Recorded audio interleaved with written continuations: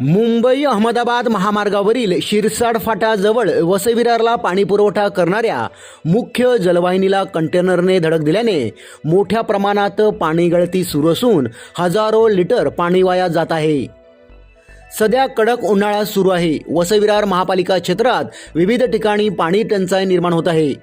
गुरुवारी झालेल्या महासभेत सर्वत्र पाणी कमी दाबाने येत असल्याचे अनेक नगरसेवकांनी बोलताना सांगितले आहे।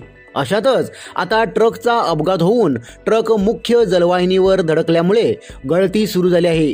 रात्रीच्या सुमारास हा अपघात झाला असल्याचे सांगण्यात आले आहे। या घटनेची माहिती मिळताच महापालिकेच्या पाणीपुरवठा विभागाकडून जलवाहिनी दुरुस्तीचे काम त्वरित हाती घेण्यात आले आहे। नागरिकांना आवाहन, जलवाहिनी दुरुस्तीचे काम युद्ध पातळीवर सुरू करण्यात आले असून सदर काम पूर्ण होण्याकरिता अंदाजे पुढील 7 ते 8 तास लागण्याची शक्यता आहे।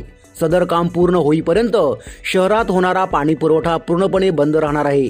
पाणी पुरवठा सुरू झाल्यावर टप्प्याटप्प्याने पाणी पुरवठा सुरळीत करण्यात येईल। तरी नागरिकांना विनंती आहे की त्यांनी पाणी जपून वापरावे व महापालिकेस सहकार्य करावे असे पाणी पुरवठा विभागामार्फत सांगण्यात आले आहे।